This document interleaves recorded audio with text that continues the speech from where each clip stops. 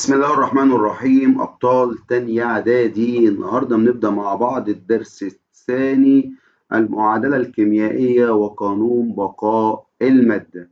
نركز مع بعض يا بطل، درس جميل، درس سهل، ولكن يحتاج إلى التركيز وإن أنت تراجع باستمرار علشان يفضل الدرس في الذاكرة.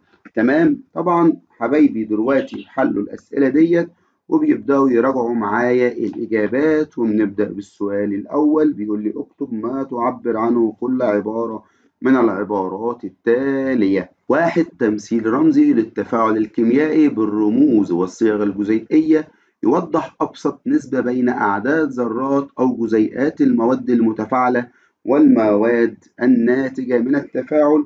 طبعا دي هنا يا أبطال بنسموها المعادلة الرمزية. 2. مادة تزيد من سرعة التفاعل دون أن تستهلك أو تتغير. طبعا كلنا قلنا ده اسمه العامل الحفاز. القانون الذي ينص على أن المادة لا تفنى ولا تستحدث من العدم ولكنها تتحول من صورة إلى صورة أخرى. طبعا كلنا قلنا ده اسمه قانون بقاء. برافو عليك. إيه يا بطل؟ المادة. كنا سبق ودرسناها قبل كده بس كان بدل المادة اسمها الطاقة. العالم الذي صاغ قانون بقاء الكتلة، طبعا كلنا هنكتب اسمه أنطوان لافوازيه. السؤال الخامسة بيقول لي القانون الذي ينص على أن مجموع كتل المواد الداخلة في التفاعل يساوي مجموع كتل المواد الناتجة. برافو عليك، اسمه قانون بقاء الكتلة. طيب نخش في السؤال الأكمل. في المعادلة الكيميائية الرمزية يدل الاختصار نقط على المادة التي تتواجد في الحالة السائلة، يبقى طبعا ال بينما يدل الاختصار على أن المادة تتواجد على هيئة محلول مائي. برافو عليك، اللي هي الأقوى. تمام. السؤال اللي بعده أو ال AQ. في المعادلة تسخين كربونات النحاس للحصول على ثاني أكسيد الكربون يوضح الرمز نقط على سهم التفاعل والرمز نقط أسفل يمين الصيغة CO2. طبعا كلنا هنقول يا أبطال طالما في تسخين يبقى هنحط هنا إيه؟ دي علامة التسخين.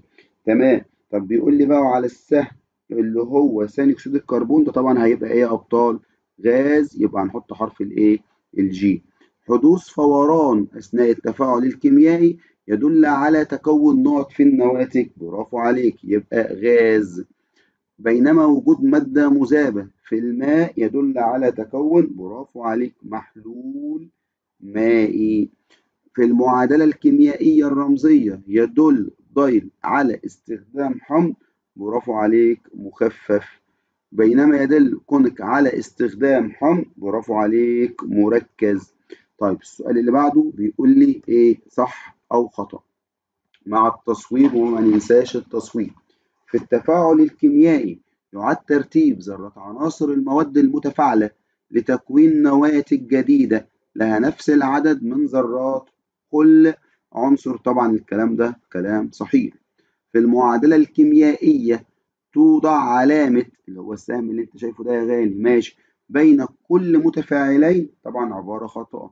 بين كل متفاعلين بيتم وضع كلمة ايه يا حبايبي؟ برافو عليك، اللي هي زائد. جميل.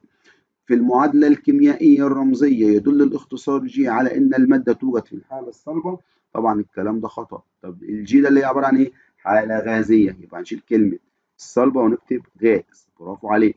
في المعادلة الكيميائية تفاعل المغنيسيوم مع حمض الهيدروكلورين المخفف يوضع على سهم التفاعل الاختصار ك. طبعا خطأ، دي معناها اللي هي عامل حفاز. طب هنا بيتحط يا مستر؟ برافو عليك، اللي هي ض اللي هي عبارة عن إيه؟ مخفف. يجب أن تكون المعادلة الكيميائية موزونة لتحقيق قانون بقاء الطاقة ولا المادة؟ هنا كاتب لي الطاقة، يبقى الإجابة خطأ. نكتبه يا حبايبي المادة. خد بالك ممكن تقرا السؤال وتقول اه يا استاذ ما احنا دارسين قانون بقاء الطاقة. لا، هنا المادة.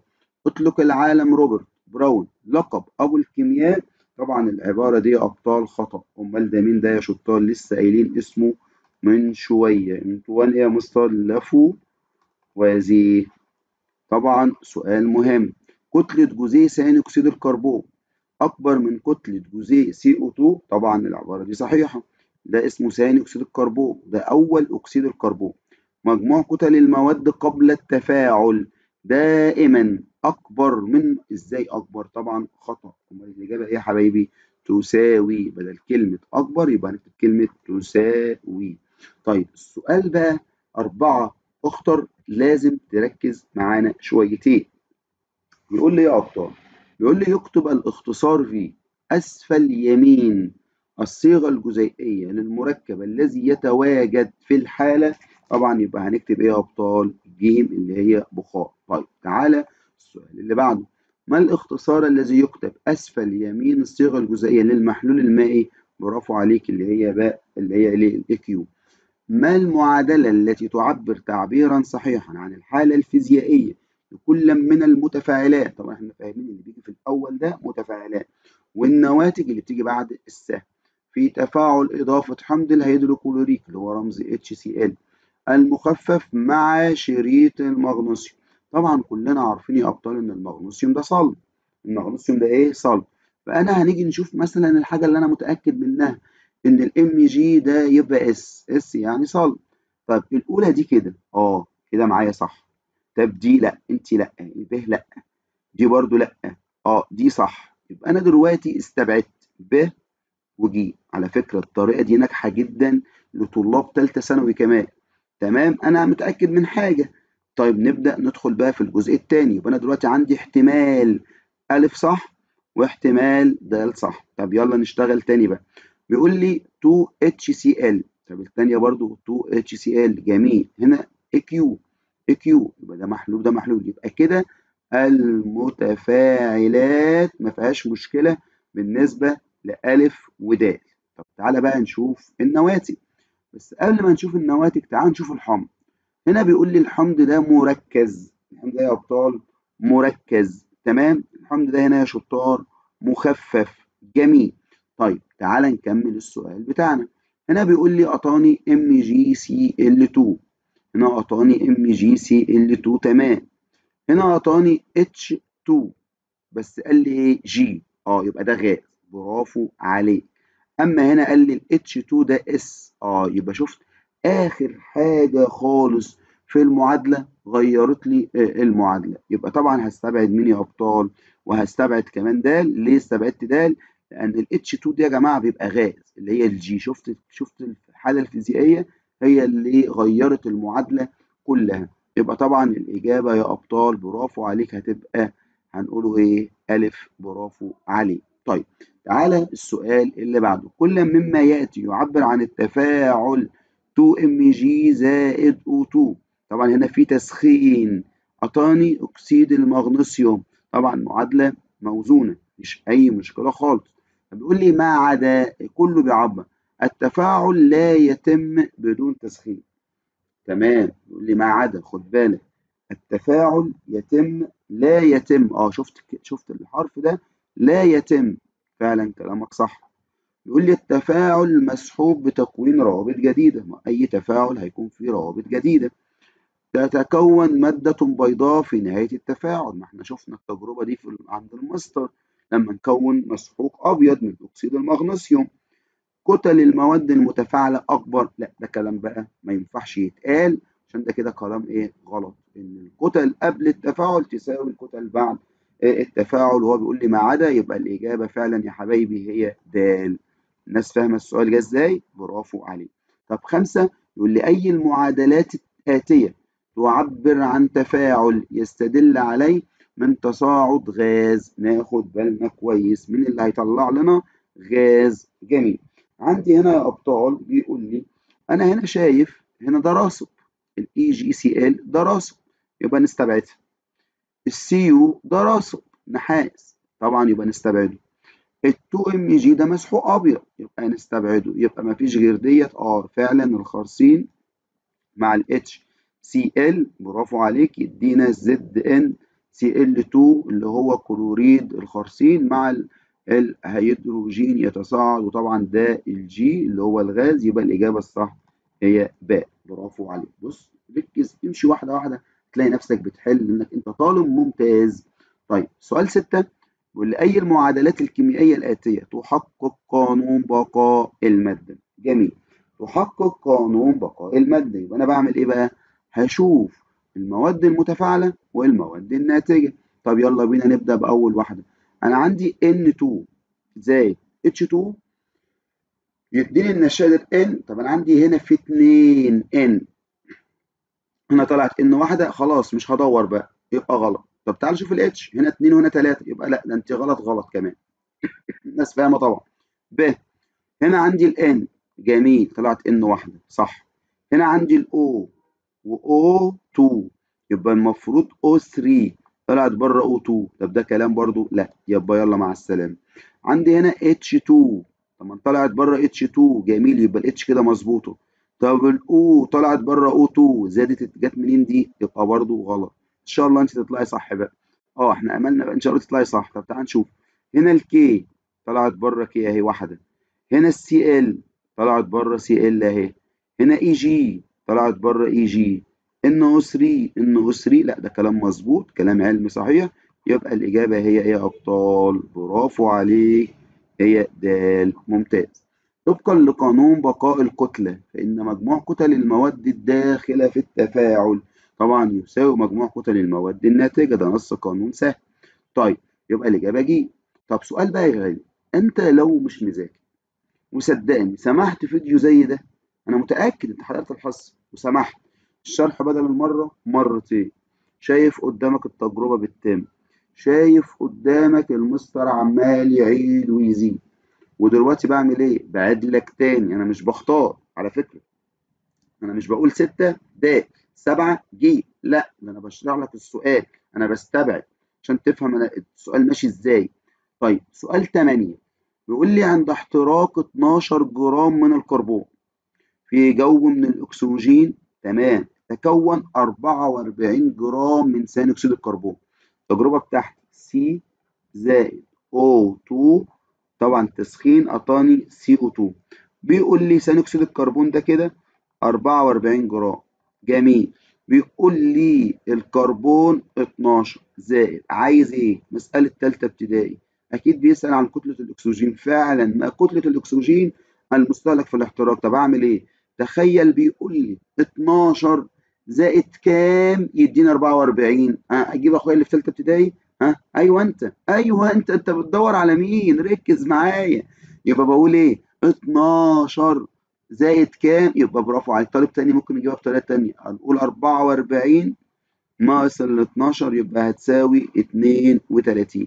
يبقى الإجابة كام يا حبايبي؟ برافو عليك، د 32. طب 9 كل المعادلات الآتية تحقق قانون بقاء الكتلة ما عدا. بيقول لي 4 اي ال، جميل تعال نشوفها بره كده. فعلا 2 في 2 ب4، شكرا يا ال. 6 أكسجين اللي هي 3 في 2 ب6، تعال نشوفها بره. 2 في 3 ب6، يبقى أنت كده مظبوطة تمام. تعالى بقى هنا جايب لي كسور بس على مين؟ ده أنا مصحصح لك. طب تعال نشوف السي ب2، هنشوفها بره كده. فعلا ادي الاتنين سي. طب ال6 اتش تعال نشوفها بره كده. 3 في 2 يبقى كده 6 صح، شكرا ليك. تعالى بقى هنا بيقول لي 7 على 2 O2. طب 7 على 2 بكام؟ برافو عليك. 7 على الاتنين ب3.5. طب 3.5 في 2 يبقى ب7، يبقى أنا عندي 7 أكسجين. واحد تاني شاطر ممكن يقول لي يا مستر بعد إذنك اتفضل. أنا ممكن أضيع الاتنين دي مع الاتنين دي يتبقى 7. برافو عليك أنت شاطر فهمان. طب أنا عندي 7 أكسجين، أنت بتتكلم فيه، أنا عايز أشوف بره بقى. طب يلا، أنا عندي هنا 2 في 2 يبقى كده 4 أو، و3 او هنا يبقى 7، يبقى انت كمان 100 100، يبقى الف وب شطار ممتازين. تعالى هنا بقى 2 الكي، برافو، ومره هنا كمان، ومره هنا ايه كمان. تعال نشوف بقى بره. هو هنا قال تساوي 2 كي، يبقى الكي صح. طب بيقول لي سي ال، اي ده هو جت السي ال، ماشي جميل برافو صح. طيب الاو بقى، بيقول لي الأو هنا خد بالك 3 على 2، تمام، O2 يعني 3 على الاتنين بواحد ونص. واحد ونص في 2 يبقوا 3 أو، تمام. طب انا عندي كام او يا حبيبي؟ 6. يبقى انا عندي 6 او. جميل، 6 ايه؟ او. تمام كده. طب سؤال بقى عبقري، عندي كام او هنا؟ ممتاز كده، عندي 3. يبقى هي دي كده الاجابه الصحيحه، او هي دي قصدي اللي هي يعني المعادله اللي ايه الخطا، يبقى ج. طب هنا 4 بي 4 تمام، زائد 5 اس هنا 8. تعال نشوف هنا كده، دي صح كده اهي، مفيش مشكله، دي كده خلصت. الخمسة اس، ادي الاس تمام. 48 فعلا، يبقى 4 في 10 ب 40، وهنا 5 في 8 ب 40، يبقى انت كمان مظبوطه. يبقى شفت السؤال، شفت انا عامل فيه ايه؟ انا ممكن كنت من البدايه اقول لك هي جي ونجيبها على طول، ولكن طبعا معلش لازم تكون فهمان معايا يا غالي. تمام، يبقى الاجابه هنا رقم 9. رقم 9 الاجابه ايه يا حبيبي؟ ج. وطبعا انت فهمت ان هي دي الخطأ. طيب تعالى نخش على المعادلة الرمزية الموزونة، هناخد أول جزء منها وهنسيب صفحة منها نعمل لك فيديو جميل ليها. طب نركز مع بعض. بيقول لي اكتب ما تعبر عنه كل عبارة. طيب بيقول لي معادلة كيميائية رمزية يتساوى فيها أعداد ذرات كل عنصر من عناصر المواد الداخلة في التفاعل مع أعداد ذرات نفس العنصر في المواد الناتجة. طبعا دي نكتب كده المعادلة الرمزية الموزونة. 2. الأعداد التي تسبق رمز العناصر أو الصيغ الجزيئية للمركبات في المعادلة الرمزية الموزونة، طبعا دي اسمها المعاملات، طبعا فهمناها. الأعداد اللي بتوجد أسفل رموز العناصر المكونة للجزيء وتمثل عدد الذرات في الجزيء الواحد، طبعا دي اسمها الأعداد التحتية. جميل. تعالى بقى السؤال اللي بعده أيضا مهم. يشترط أن تكون المعادلة، برافو عليك، موزونة حتى يتحقق قانون بقاء، برافو عليك. ممكن نقول بقاء الكتلة، صح؟ أو طالب تاني هيقول لي قانون بقاء المادة، يا عم صح. طيب في المعادلة الكيميائية الموزونة يكون مجموع كتل المواد المتفاعلة يساوي مجموع كتل المواد، برافو عليك، الناتجة. في المعادلة اللي قدامنا ديت بيقول لي يكون مجموع الأعداد التحتية. بص يا شطار، احنا بس هنخلي دي كده 5 تمام كده، وهنحط هنا برضو معلش ايه 5 في البداية هنا. تمام، بيقول لي يكون مجموع الأعداد التحتية لذرات المتفاعلات 9، بينما مجموع المعاملات جزيئات النواتج كام؟ 6. جبتها ازاي يا مستر؟ يلا بينا. الأعداد التحتية عد لي اللي تحت. طبعا هنا في 1، برافو عليك. هنا في 5، يبقى كده 6. تمام، برافو عليك. بس هو عايز لمين؟ لذرات المتفاعلات. يبقى كده احنا وصلنا ل6 صح؟ هنا في ادي 7 و2 يبقوا كام؟ 9، برافو عليك. تمام. طيب مجموع المعاملات جزيئات النواتج اللي بره بقى، يلا نعد مع بعض. هنا في 1 صح؟ ممتاز. يبقى كده 1 تمام، اللي هو قبل ايه؟ برافو عليك، ال H3BO4. هنا في 1 بس احنا فعلا الواحد لا يكتب. وفي 5 هنا اللي انا قلت لك عليها دلوقتي، يبقى في كده كام؟ 6. يبقى انا كده كلامي صحيح 100%. شكرا يا مستر. يتكون 2 جزيء من النشادر NH3 عند تفاعل نوع جزيء من النيتروجين، تمام، ماشي، مع نقط جزيء من الهيدروجين. طبعا انا عندي كام جزيء؟ يبقى 1 بس. طب كام من الهيدروجين؟ H2، برافو عليك، يبقى 3 جزيء من الهيدروجين، يبقى الإجابة 3. تمام. مين اللي فاهم؟ برافو عليك. يعني عندي بتكون 2 جزيء، خد بالك، في طالب ما اخدش باله. 2 جزيء من النشادر، يعني هنضاعف النشادر N و N، H3 فاهم انت طبعا. جزيء من النيتروجين، يعني جزيء النيتروجين اللي هو N2، فكام جزيء من النيتروجين؟ يبقى 1. كام من جزيء من الهيدروجين؟ الهيدروجين يا مستر كل واحد عايز له 3 هيدروجين صافي. طب انا عايز كام جزيء بقى؟ يعني كام زوج؟ يبقى 3 ازواج، برافو عليك. يبقى 3 يروحوا للنشادر ده و3 يروحوا للنشادر ده. على فكرة السؤال ده مخادع جدا وهنشوفه طبعا في الامتحانات. طب في المعادلة غير الموزونة، انا شايف في طالبة دلوقتي، ايوه انت وانت كمان معايا بيسجل بيعلم عشان يذاكروا، عشان عارف ان المستر هيجيبه في الامتحان. طيب سؤال 5 بيقول لي في المعادلة غير الموزونة. جميل، حلو خالص. تمام، يلزم المساواة عدد ذرات كل من السي والاتش عن طريق ضرب معامل السي او 2 فيه، طبعا هنقوله في 2، والاتش 2 او بي في كام؟ في 3. تمام، سهل او واضحة وشرحنا زيها. خش على سؤال صح وغلط ونركز تاني يا بطل. تمام؟ ماشي يا مستر، يلا بينا يا بطل. السؤال اللي جاي بيقول لي ايه؟ ايه بقى يا مستر؟ ركز يا غالي. بيقول لي ضع علامة صح أو خطأ. بيقول ضع علامة صح أو خطأ. طيب السؤال هنا عايز ايه؟ بيقول لي إن ضع تعرف الأرقام التي تسبق رمز العناصر أو الصيغ الجزئية للمركبات في المعادلة الموزونة باسم الثوابت. لا احنا لسه قايلين فوق حتى اسمها ايه؟ كلمة الثوابت دي غلط، يبقى اسمها المعاملات. تمام؟ طيب العدد التحتي لمجموع الأمونيوم، مجموع ايه؟ الأمونيوم في NH4Cl يساوي 4. ها؟ طبعا غلط. المعاملات في اللي هو واحد مكتوب هنا صح؟ صح؟ بس الواحد ماله لا يكتب. طب يا مستر ماليش دعوة بكل ده، أنا ليه دعوة المركب في أوله. تمام كده؟ يقول لي يساوي 4، يبقى هنقول الإجابة إيه يا حبيبي؟ غلط. يساوي كام؟ يبقى بدل 4 دي يساوي 1 صحيح. طيب في المعادلة غير الموزونة، تمام، يلزم لمساواة عدد ذرات الأكسجين. لسه في سؤال 3 معلش. في المعادلة N2 3H2 ادينا 2NH3. جميل. تمام. يكون مجموع الأعداد التحتية لذرات المتفاعلات والنواتج 6. ده عايز يجمع الاتنين يعني. طب تعالى نعد. ادي 2 6، طبعا دي رايحة بعيد خالص، يبقى في البداية غلط.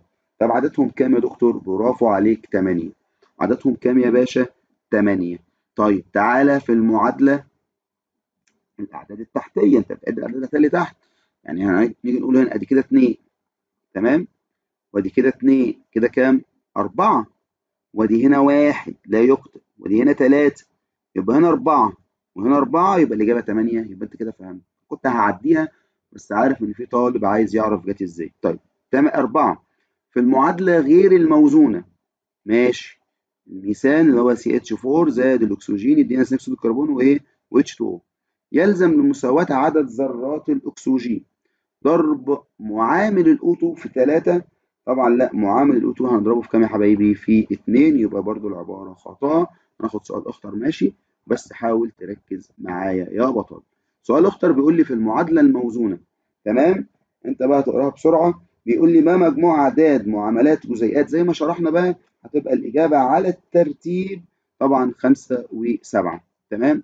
طيب يلا هنقولهم بسرعة، وبرضو أنت لو في مشكلة إحنا مع بعض. بيقول لي في التفاعل الذي أمامك، طبعا هنقراه، مع عدد ذرات الألمنيوم والصوديوم المشاركة في هذا التفاعل على الترتيب. يبقى الألمنيوم أنا عندي 1. تمام. طب بالنسبة للصوديوم عندي 3. تعال نشوف كده. ادي بيقول لي المشاركة في التفاعل ألمنيوم 1. طب الصوديوم كام؟ 3 أهو. برافو عليك. طيب السؤال اللي بعده بيقول لي رقم 3. بيقول لي يا دكتور، بيقول لي أي المعادلات التي تتضمن 14 ذرة أكسجين. طبعا هتفضل تعد، هنلاقي ايه هي المعادلة ج. تمام كده. طب ازاي جت ازاي؟ تعالى نعد مع بعض. 7 في 2 ب 14. تمام.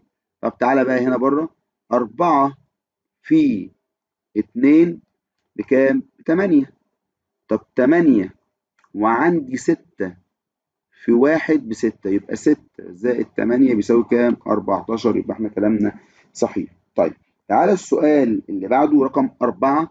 في المعادلة غير الموزونة، ما معامل الألمنيوم في المعادلة الموزونة؟ طبعا انت هتحلها بقى وهتعرف في الآخر يا بطل انه هيساوي كام؟